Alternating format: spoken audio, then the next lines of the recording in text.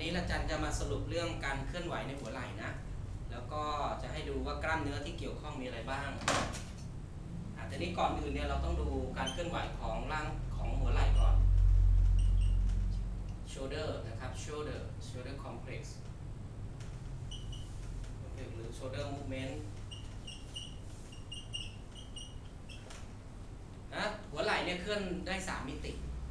คำว่า3มิติคือมิติที่1คือทำหน้าที่ flexion คู่กับ extension flexion คือยังไงครับ flexion คือยกนี้ขึ้นบน extension คือไปข้างหลังนะครับ flexion ปกติก็จะต้องไปสูงสุดที่0ถึง180องศาเห็นไหมชิดหูส่วน extension ก็คือการไปข้างหลัง extension นี่ก็ประมาณ0ถึง45องศาหรือ55บางตำราเนาะเนี่ยไปอย่างนี้ได้ถ้าบางคนแขนอ่อนๆก็อาจจะไปได้มากกว่านี่ extend นี่ flexion เนี่ยกล้ามเนื้ออะไรทำงาน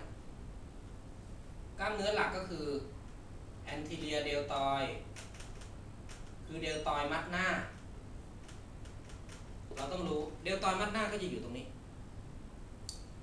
เขาทำหน้าที่ยกขึ้นนั้นถ้าคนไข้กล้ามเนื้อที่ทำหน้าที่ทำให้ยกแขนไม่ได้คือ anterior deltoid ด้านหน้านะครับ deltoid เนี่ยมีด้านหน้าด้านกลางด้านหลังซึ่งจะคุมรอบหัวไหล่ด้านบนหน้าที่หลักของกล้ามเนื้อหลักก็คือ anterior deltoid ตัวที่มาช่วยก็คือ bicep นะครับ bicep มาช่วยด้วยเพราะ bicep จะยาวขึ้นไปกว่านี้แล้วไปเกาะที่ coracoid process นะครับแล้วก็มี brachiolateris นะครับมีกล้ามเนื้ออีกตัวหนึ่งนะครับ brachiolateris โทษที coracobrachialis coracobrachialis แต่จริงๆมัดหลักอยู่ที่ anterior deltoid งั้นคนไข้ที่ยกไม่ขึ้นเนี่ยนะครับบางคนยกแล้วไม่มีแรงขึ้นก็อาจจะเกิดจากกล้ามเนื้อตัวนี้อ่อนแรงก็ได้นะครับหรือการยกไม่ขึ้นเพราะติดต้องดูนะติดแข็งเราเทสแยกโดยการยกเอาหมอเอามือช่วยนะครับ passive แต่ให้คนไข้ active ก่อนส่วน extension ตัวที่ทำหน้าที่คือ latissimus dorsi นะเป็นกล้ามเนื้อที่อยู่ด้านหลังซึ่งมาจากแผงหลังเลยแล้วก็ส่งเอ็นมาเกาะตรงนี้พอเขาดึงตัวปั๊บมันจะไปข้างหลังเพราะฉะนั้น2ด้านเนี่ยจะทำหน้าที่คอนโทรลกันเวลาที่เราเฟคชั่นไปข้างหน้าเนี่ย anterior deltoid ทำงานขณะที่ตัว latissimus dorsi คอยคอนโทรลไว้ไม่ให้ไปมากที่สุดถ้าเกิดปัญหาของ latissimus dorsi แข็งเกร็งหรือล้างก็ทำให้ ข้อของเรานี้ยกได้ไม่สุดเหมือนกันเพราะว่าตัวด้านหลังมันดึงไว้ใช่เพราะฉะนั้นก็ต้องดูปัจจัยตรงนี้ด้วยบางคนเกิดตัวนี้ล้างพอเราคลายตัวนี้ก็คลาย latissimus dorsi ขณะที่ไปข้างหลังแน่นอนกล้ามเนื้อที่อยู่ด้านหน้าก็ต้องคอนโทรลไว้อยู่ด้านนี้นะอยู่ตรงหัวแขนก็คอนโทรลไว้ไม่ให้หลุดองศาไปนะครับแต่ถ้ากล้ามเนื้อตรงนี้มีปัญหาคนล้างมากก็เป็นตัวล้างได้นั้นการที่เราคลายกล้ามเนื้อเมื่อกี้อาจารย์คลายกล้ามเนื้อไบเซปคลายกล้ามเนื้อเดลตอยด์เพกโตรัลิสด้วยที่มาคอนโทรลไว้ก็ทำให้คนไข้เหยียดไปข้างหลังได้มากขึ้นเห็นไหมว่ากลไกการเคลื่อนไหวเราต้องเข้าใจกลไกเราเรียกไบโอเมคานิกชีวกลศาสตร์การเคลื่อนไหวว่าเขาเคลื่อนไหวไปได้เพราะอะไรเคลื่อนไหวอะไรเป็นตัวทำงานและมีตัวอะไรเป็นตัวล้างเป็นตัวลิมิตเป็นตัวจำกัดนั้น2ตัวจะต้องยอมซึ่งกันและกันนะถ้าตัวใดตัวหนึ่งมันมีการแข็งเกร็งหรือล้างหรือหดล้างอยู่มันก็ทำให้การเคลื่อนไหวของข้อมีปัญหาข้อต่อเคลื่อนไหวได้ต้องอาศัยมัสโซหรือกล้ามเนื้อนั้นหลายคนที่ข้อติดเกิดจากกล้ามเนื้อหดเกร็งหรือกล้ามเนื้อเจ็บพอกล้ามเนื้อเจ็บก็เกร็งพอเกร็งก็ไปไม่ได้บางทีเราลดความเจ็บแล้วคนไข้ก็องศาได้ดีขึ้นเห็นไหมมันจะสัมพันธ์ตามมานั้นต้องเข้าใจตรงนี้ทิศทางที่2นะครับที่โชเดอร์ทำได้ก็คือ abduction AB abduction คู่กับ adduction ก็คือกางแขน AB ก็คือกลางในท่านี้ถามว่ากลางนี่ทำอะไรบ้างกล้ามเนื้อที่จะมีช่วยการกางแขนเนี่ยนะครับดูนะครับกางขึ้นไป90 องศาปึ๊บคนไข้ปกติก็ต้องการขนาดกระหู180แต่การกางแขนเราให้ดูให้ดีว่าเราจะแบ่งเป็น2ช่วง60 องศาแรกจะใช้ middle deltoid ทำงาน middle deltoid เป็นตัวกลางตรงนี้ฮะกลาง60 องศาแรกประมาณนี้กล้ามเนื้อmiddle deltoid หรือกล้ามเนื้อมัดกลางเนี่ยตรงเนี้ยที่เขาเจ็บน้องเช้าเนี่ยเขาเป็นตัวกลางบางคนเจ็บกล้ามเนื้อตัวนี้ปั๊บก็ทำให้กลางไม่ได้นั้นเราก็ต้องดูว่ากลางไม่ได้เพราะเขาเจ็บหรือเพราะข้อเขาติดแยกได้โดยการเราจับแพสซีฟคนไข้ไม่ต้องเกร็งแล้วเขายกได้แต่ถ้าเขาให้เขายกเองกล้ามเนื้อก็ต้องทำงานดึงขึ้นมาพอดึงขึ้นมาเจ็บปั๊บก็ไม่มีแรงต้องดูให้ดีนะว่าไม่การติดการที่กางไม่ได้เพราะกล้ามเนื้อเขาเจ็บแล้วอ่อนแรงหรือเกิดจากข้อติดต้องแยกให้ออกนี้60 องศาต่อไป60 ถึง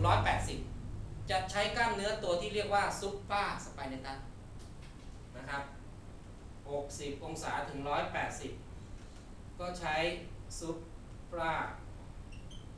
สไปเนตัสคืออยู่ตรงนี้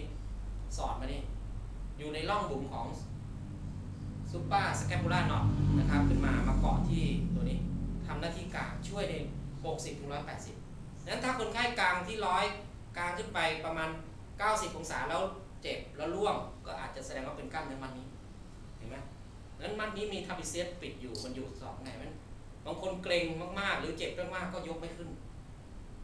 นั้นต้องแยกให้ดีว่าเขาข้อติดหรือกล้ามเนื้ออักเสบหรือกล้ามเนื้อทำให้เขาไปไม่ได้นี่คือสิ่งสำคัญดังนั้นคนไข้มาเราต้องเทสก่อนไปถึงไปนวดเขาเราก็เหมือนหมอตาบอดนะส่วน adduction ใช้กล้ามเนื้อ pectoralis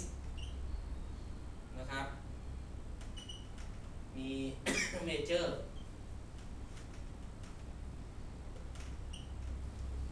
pectoralis major คือเกาะตั้งแต่ขอบของsternum กระดูกอกแล้วเข้ามาเกาะที่ข้ามมาที่ข้อนี้เอสที่มารับด้านหน้าทำหน้าที่หุบแขนเข้าในอย่างนี้คือกล้ามเนื้อหน้าอกราวนมนั่นเองถ้าคุณจับดูหุบเข้ามามันจะเกร็งเห็นไหมหุบเข้ามาจะเกร็งนี่มัดนี้ก็เป็นปัญหาเหมือนกันมัดนี้ก็เป็นตัวคอนโทรลไม่ให้กางได้สะดวก2ก็ทำให้เป็นตัวดึงล้างไม่ให้เกิดไปข้างหลังได้สะดวกด้วยเพราะฉะนั้นคนที่ทำกลางไม่สะดวกหรือกลางแล้วไปไม่ได้เจ็บก็อาจจะเกิดจากเส้นนี้ตึงก็ได้ดังนั้นการนวดแผนไทยเราไปนวดกล้ามเนื้อพอเส้นคลายองศาก็เลยดีขึ้นแต่ถ้าติดภายในจอยซึ่งกล้ามเนื้อเขาไม่เกร็งแล้วติดเป็นอันนี้ต้องใช้เทคนิคจัดกระดูกแหละ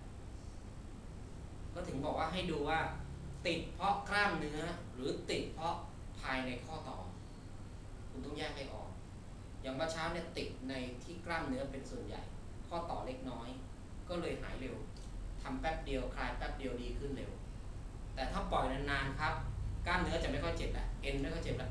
จะข้างในจะเหนียวขึ้นแล้วยึดตัวมากขึ้นบางคนต้องดมยาสลบดับบางคนต้องผ่าตัดนะเพราะมันเหนียวมากแข็งมากเขาเรียกโฟเซนเลยโฟเซนคือแข็งหรือทำให้แข็งแช่ช่องฟิตแข็งเขาเลยเรียก frozen shoulder หัวไหล่ติดแข็งเลยติดมากไม่ใช่ง่ายอย่างนี้นั้นพวกนี้ทรมานใช้เวลาด้วยต้องใช้เวลาในการดัดในการทำบริหารต้องความอดทนอย่างมากมายหมดครับหมดเลยทุกองศาเนี่ยครับแต่ให้เราสามารถแยก movement ได้แยกทิศทางได้ให้รู้แต่อันนั้นคือเรื่องเทคนิครวมอันนั้นคือค่ารวมเขาเรียกค่ารวมนะงั้นก็เช็คเราก็ต้องดูด้วยว่าเราต้องเข้าใจว่ากล้ามเนื้อบางครั้งคุณคลายกล้ามเนื้อกลุ่มต่างๆเหล่านี้องศาคนไข้จะดีขึ้นเนี่ยเพราะว่ามันเป็นตัวช่วยในการเคลื่อนไหวและขณะเดียวกันมันก็เป็นตัวช่วยในการลิมิตหรือจำกัดการเคลื่อนไหวด้วยถูกไหมมันทั้งทำหน้าที่ของมัน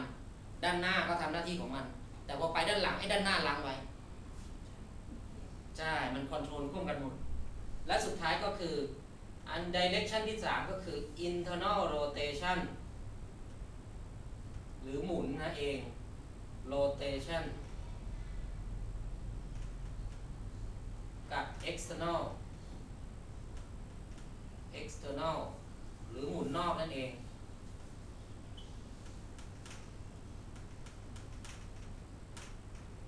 internal ก็คือถ้าดูอย่างนี้คือหมุนเข้าในหมุนในท่าที่แขนตรงนี้ก็ได้ก็คืออย่างนี้หมุนเข้าในนะครับหรือหมุนในท่าตั้งศอกนี้ก็ได้หมุนเข้าในอย่างนี้เรียกว่า internal rotation เห็นไหมถ้า external ก็หันกลับต้อง90องศาถ้าคนไข้ไม่ถึง90แสดงว่าติดมักจะเจอปัญหาเยอะเพราะฉะนั้น internal อะไรทำงาน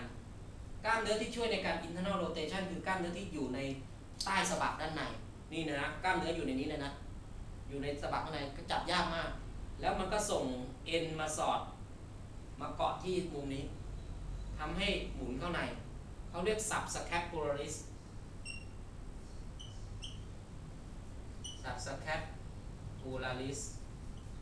muscle กล้ามเนื้อชื่อนี้เห็นไหมอยู่ข้างในเลยนะเนี่ยที่เราหมุนอย่างนี้ได้เนี่ยการที่เราเวลาใช่หมุนเข้าไปในส่วน external rotation เป็นกล้ามเนื้อที่อยู่กลุ่มทางด้านหลัง ตัวที่ทำหน้าที่หลักคือกลุ่มตัวที่อยู่ใต้ตรงนี้อยู่ใน infrascapular fossa ตรงนี้กับ teres ก็คือ infraspinatus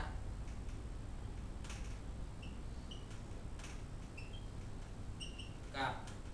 teres minor อันนี้จะขึ้นอย่างนี้ครับจะเกาะอยู่ตรงนี้ที่เขาคนไข้ปวดบางทีคนไข้เกร็งมากจะดึงไปนี่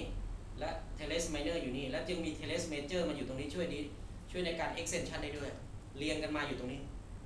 เพราะฉะนั้นตัวนี้ทำหน้าที่หมุนออกครับหมุนให้หัวไหล่เราเนี่ยหมุนกลับไปอย่างนี้นะครับถ้าตัวนี้ตึงแข็งมากเขาก็จะลิง โทษทีครับลิงบิดการหมุนเข้าตรงกันข้ามหมดนะครับถ้าเราหมุนเข้าไม่ค่อยได้ก็ให้เคลียร์กล้ามเนื้อแถวนี้ด้วยใช่เห็นไหมเพราะฉะนั้น direction ทั้ง3 direction เป็นเรื่องที่สำคัญที่เราจะต้องเข้าใจและองศาด้วยเราจะรู้ว่าคนไข้ผิดปกติหรือติดตรงไหนหรือไม่ให้ตรวจองศาของการเคลื่อนไหวของไหล่ว่าได้ตามปกติหรือไม่เราต้องจำ normal ได้ถ้ามันผิดปกติเทียบกับข้างปกติก็ได้นะติดแล้วเราจะแก้อย่างไรการสอนเทคนิคไปแล้วว่าต้องใช้ท่าตรงต่างๆเหล่านี้เรียนแบบเข้าไปช่วยนะครับแต่ที่สำคัญเราต้องแยกให้ได้ว่า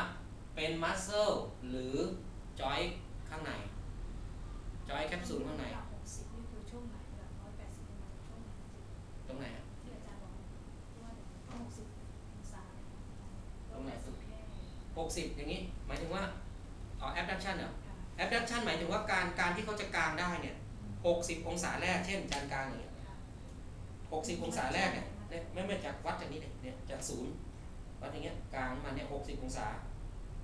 เข้าใจไหมถ้าอย่างนี้90ถ้าอย่างนี้180ศูนย์เนี่ยแต่นี้หมายถึงว่า60 องศาแรกกล้ามเนื้อตัวนี้เป็นตัวดึง middle deltoid เป็นตัวทำงานตัวแรกพอหลังจากนั้นเนี่ยเดลตอยจะไม่ค่อยทำงานเกิน60 องศาขึ้นไปกล้ามเนื้อตัวซุปราจะเป็นตัวดึงช่วยอันนี้อาจารย์สอนกลไกการเคลื่อนไหวว่ากล้ามเนื้อตัวไหนเป็นตัวทำงานเราจะได้เข้าใจเพราะบางคนเนี่ยกลางขึ้น90แล้วล่วงเจ็บไปไม่ได้เราก็ต้องเช็คว่ามันเป็นกล้ามเนื้อเดลตอยหรือเป็นที่ซุปราสไปเนตัสเห็นไหมเป็นตัวแยกเพราะเราเข้าใจกลไกของเขาบางคนเรายกล่วงไม่รู้ตรงไหนปัญหาคนไข้อยู่ตรงไหนแต่ในทางวิชาการถ้าคนไข้ยก90ล่วงเรารู้เลยซุปราอาจจะแข็งเกร็งหรืออาจจะอักเสบพอเราก็มานวดตรงนี้นวดแก้ตรงนี้ก็ยกได้เห็นไหมนี่คือความสำคัญของการศึกษาว่ามันทำงานอย่างไรแต่แผนไทยเราไม่ได้ทำอย่างนั้นมันไม่ได้ละเอียดอ่อนขนาดนี้ถูกไหมมันทำให้เราวินิจฉัยแยกโรคไม่ได้เมื่อเราวินิจฉัยแยกไม่ได้เราก็ไม่สามารถตัดสินใจรักษาให้ตรงจุดหรือแม่นยำอาศัยการนวดที่ไปเรื่อยๆทั่วๆแต่ถ้าเราแม่นยำแก้แป๊บเดียวเราได้ผลเร็วปลอดภัยด้วย นี่จึงเป็นเรื่องที่เราจะต้องเรียนรู้สะสมประสบการณ์แล้วก็ศึกษาวิชาการเพิ่มขึ้นนะ